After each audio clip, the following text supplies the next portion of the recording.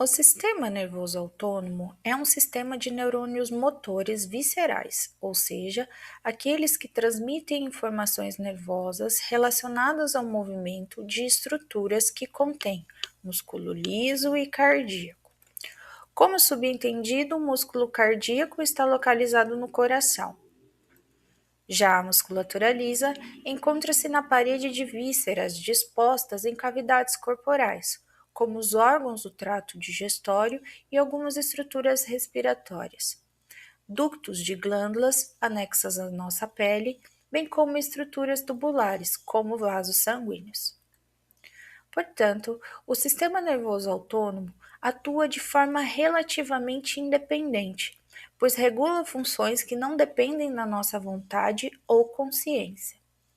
Mas, prof, se a inervação autônoma e a inervação somática são sistemas de neurônios motores, quer dizer que esses dois sistemas são iguais? Não.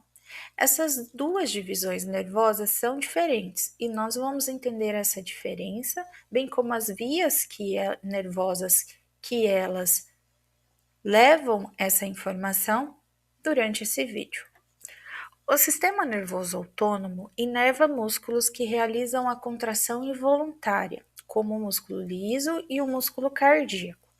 Já a inervação somática inerva os músculos esqueléticos, aqueles que vão realizar a contração voluntária e que vão contribuir para a locomoção e postura corporal. Para entendermos melhor, analise essa secção transversal da medula espinal, onde temos a vista anterior e posterior. Externamente, evidenciamos a substância branca da medula espinal e internamente sua substância cinzenta, que devido sua forma é denominada de H medular. Como todo órgão do sistema nervoso central, a medula espinal contém meninges, aqui também retratadas. Na vista posterior da medula espinal, evidenciamos as radículas dorsais. Cuidado, são radículas e não ridículas. As radículas dorsais se unem formando a raiz dorsal, que trazem a informação sensitiva da periferia em direção ao sistema nervoso central, no caso, a medula espinal. Devido à ordem da informação nervosa, essa via é denominada de aferente. Como os neurônios sensitivos são pseudo-unipolares, seus dendritos estão voltados para a periferia e captam as informações nervosas provenientes desse local. Transmite-as ou conduzem-as ao longo dos seus axônios até atingir a medula espinal, que é o órgão do sistema nervoso central. Seus corpos celulares vão ficar no interior de gânglios e é por isso que sempre próximo à raiz dorsal observam-se gânglios, sendo esses responsáveis pelo processamento de informações sensitivas. Anteriormente, há radículas ventrais, que se unem formando as raízes ventrais, responsáveis pelo envio das informações motoras. Devido ao sentido da informação nervosa, que se dá aqui do sistema nervoso central para a periferia, as vias motoras são denominadas de eferentes. Após essa formação, a raiz dorsal e a raiz ventral se encontram, formando os nervos espinais, que, portanto, são mistos, pois contêm os neurônios sensitivos e motores provenientes de cada uma das raízes. Após sua formação, os nervos espinais se dividem novamente, formando os ramos ventral, que é anterior, e dorsal, que é posterior, sendo que ambos também são mistos. Os ramos anteriores formam plexos. Já os ramos anteriores dos nervos espinais de T2 a T12 inervam o espaço intercostal e subcostal e, por essa razão, não formam plexos. Dentre os plexos nervosos, evidenciamos aqueles que inervam os músculos esqueléticos e a pele dos membros, das estruturas da região do pescoço e também da região lombar e sacral. Já os ramos posteriores inervam a parte posterior do pescoço e o dorso. Essas duas vias são a rota de neurônios motores somáticos, como é possível evidenciarmos na imagem, e, portanto, irão inervar os músculos esqueléticos do nosso corpo. É importante ressaltar que a inervação motora somática contém apenas um neurônio, sendo esse altamente mielinizado. Ao encontrar com as fibras musculares esqueléticas, formam uma unidade motora, onde há liberação de acetilcolina para promover a contração muscular voluntária. Já o sistema nervoso autônomo necessita de dois neurônios, um pré e um pós-ganglionar. O corpo celular do neurônio pré-ganglionar está presente no H medular, portanto, no sistema nervoso central, enquanto que o corpo celular do neurônio pós-ganglionar está localizado fora do sistema nervoso central, portanto, no sistema nervoso periférico. Note que o axônio do neurônio pré-ganglionar é pouco mielinizado e o axônio do neurônio pós-ganglionar é amielinizado. Guarde muito bem essa informação que ela será importante mais adiante. O ponto de comunicação entre esses neurônios, ou seja, o local onde há a sinapse, ocorre fora do sistema nervoso central, em um local denominado de gânglio. Assim, como estamos falando dos neurônios motores viscerais, esses gânglios serão denominados de autônomos. Então, vemos que, diferentemente da divisão somática, que necessita de apenas um neurônio, no sistema nervoso autônomo necessitamos de dois neurônios e de gânglios. Vamos ver como o sistema nervoso autônomo se organiza, com foco na divisão simpática.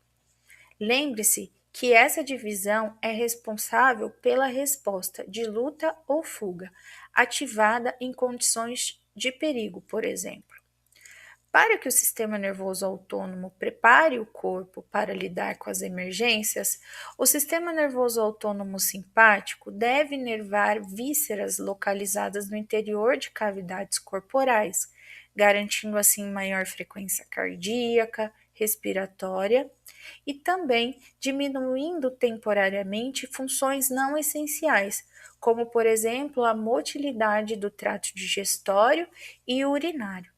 Diferentemente da divisão parasimpática, o sistema nervoso simpático também inerva estruturas superficiais do corpo, como, por exemplo, as glândulas sudoríferas para garantir maior dissipação do calor, ativam o músculo eretor do pelo, garantindo um aumento do volume corporal, assim como ocorre nos animais, e também atuando sobre os vasos sanguíneos, promovendo a vasodilatação em vasos periféricos para garantir maior perfusão sanguínea aos músculos esqueléticos e promovendo vasoconstrição em vasos centrais para promover maior bombeamento cardíaco.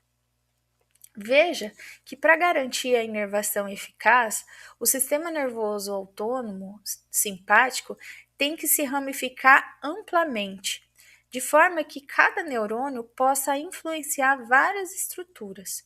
E é por isso que essa divisão tem essa nomenclatura, já que simpático traduz-se literalmente em viver em conjunto, e nós vamos entender nessa aula como o sistema nervoso autônomo simpático consegue realizar essa ação. O sistema nervoso autônomo simpático tem seus neurônios motores emergindo na região de T1 a L2, portanto, possui uma eferência dita toraco-lombar. Seus corpos celulares dos neurônios pré-ganglionares estão localizados na substância cinzenta da medula espinal. ou seja, no H medular, mais especificadamente no corno lateral.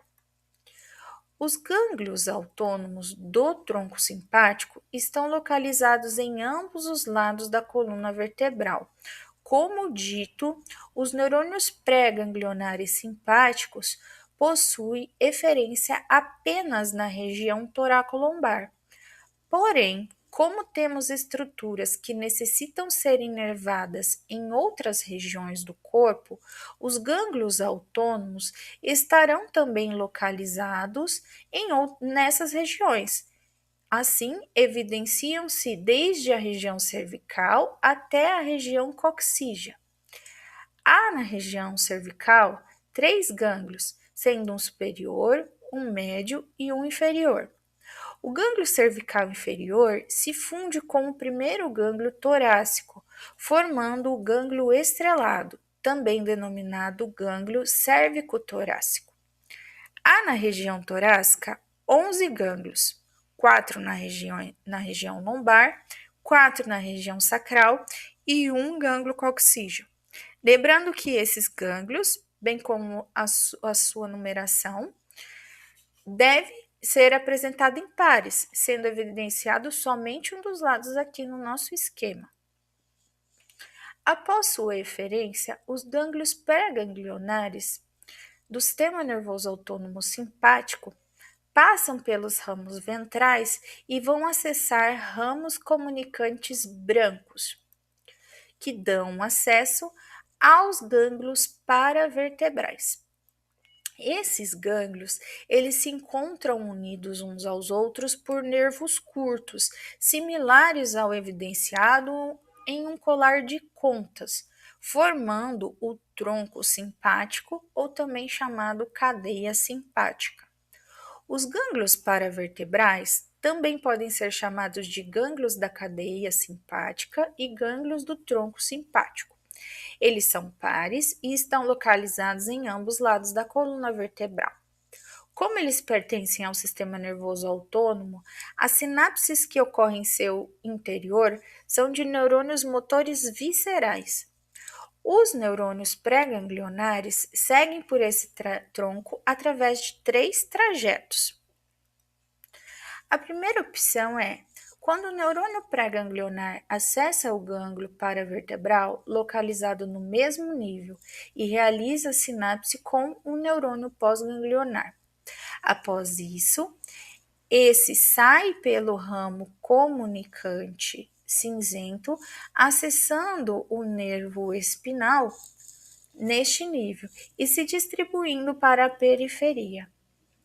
É importante lembrar que os neurônios motores somáticos, como vimos anteriormente, não passam pelos ramos comunicantes. Você se lembra que o neurônio pré-ganglionar possui axônios pouco mielinizados, enquanto o neurônio pós-ganglionar apresenta axônios amielinizados? Isso justifica porque a via de entrada das informações no gânglio se dá pelo ramo comunicante branco, pois os axônios dos neurônios pré-ganglionares são pouco, mais mielinizados. Assim, a presença da bainha de mielina justifica a coloração branca. E a saída das informações se dará pelo ramo comunicante cinzento, pois os axônios dos neurônios pós-ganglionares são amielinizados. Dessa forma, a ausência da bainha de mielina nesses axônios é responsável pela coloração acinzentada. Outra opção de trajeto que o neurônio pré-ganglionar pode realizar é fazer sinapse com gânglios localizados superiormente, no tronco simpático, permitindo que a comunicação seja difusa. Como ocorre, por exemplo, com os neurônios pré-ganglionares provenientes dos 4 primeiros segmentos torácicos da medula espinal, T1, T2, T3 e T4, que vão subir pelo tronco simpático e vão fazer sinapse lá nos gânglios cervicais superiores, permitindo que a informação nervosa acesse uma parte do corpo em que não há eferência simpática.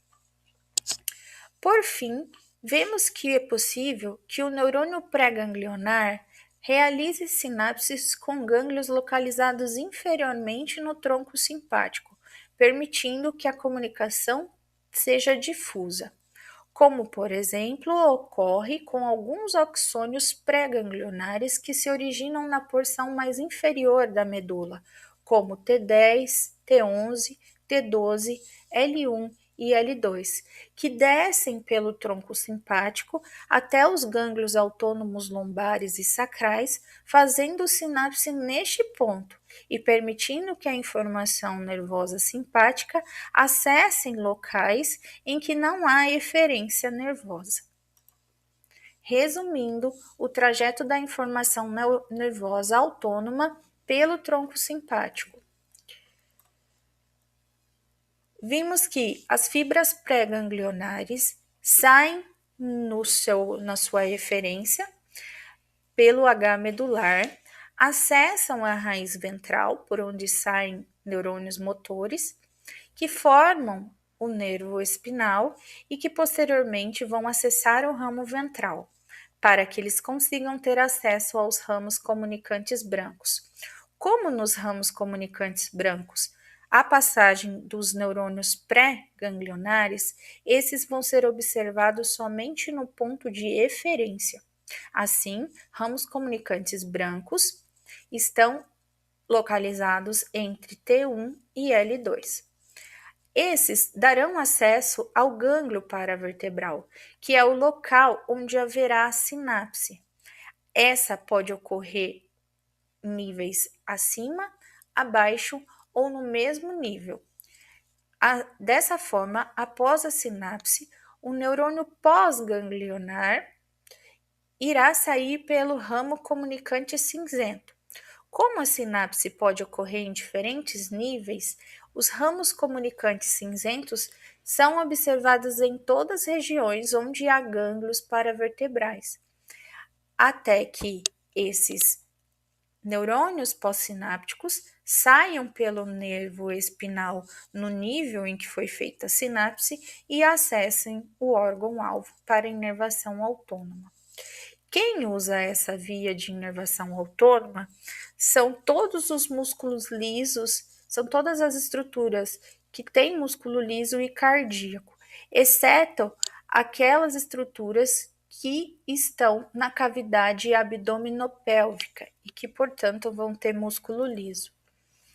Assim, usam essa via a inervação autônoma da cabeça para que a gente consiga inibir as glândulas salivares, já que a digestão não é um foco, e também inibir a liberação de muco pelas glândulas nasais, liberando as vias aéreas, bem como para que o campo visual seja ampliado e não haja interferência de secreções, haverá uma dilatação da pupila e também inibição das glândulas lacrimais.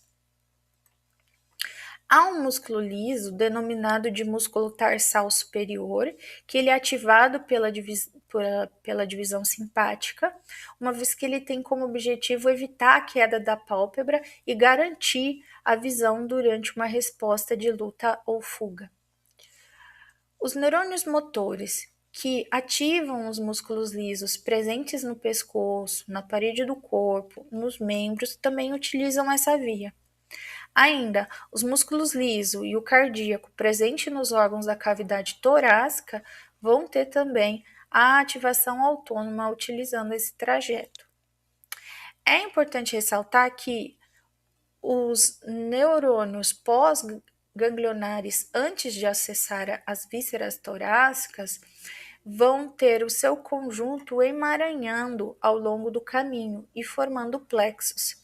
Assim, nós podemos evidenciar um plexo esofágico, um plexo pulmonar, fazendo assim, remetendo ao conjunto dos axônios pós-ganglionares que vão se destinar respectivamente até o esôfago e o pulmão, bem como um plexo cardíaco, formado durante o trajeto dos vários axônios pós-ganglionares até atingir o coração. Porém, Para que o sistema nervoso autônomo consiga inervar as vísceras abdominopélvicas, essa divisão nervosa deve contar com mais um grupo de gânglios, que eles estão localizados à frente da coluna vertebral, sendo denominados, portanto, de gânglios pré-vertebrais ou também pré-aórticos, em virtude da sua relação com a aorta. Esses gânglios, eles são ímpares e são observados apenas nas áreas abdominopélvicas, porque são apenas nessas regiões que os neurônios autônomos precisam realizar sinapse. É importante ressaltar que os neurônios que inervam as glândulas adrenais não realizam sinapse nesse local, eles seguem direto para o órgão-alvo e eu, portanto, não vou obedecer essa via. Aqui apenas verificamos uma via, um trajeto da informação nervosa. O neurônio pré-sináptico dos neurônios motores autônomos das vísceras abdominopélvicas vão passar sem fazer sinapse pelos gânglios paravertebrais. Eles vão se unir formando nervos esplâncnicos, que vai direcionar a informação nervosa em direção aos gânglios pré-vertebrais. Ali, nesses gânglios pré-vertebrais, ocorrerão sinapse. Após isso, os neurônios pós-sinápticos acompanham os ramos da aorta até atingirem os órgãos-alvo, por onde eles saltam, entre aspas, a fim de atingir o músculo liso da víscera.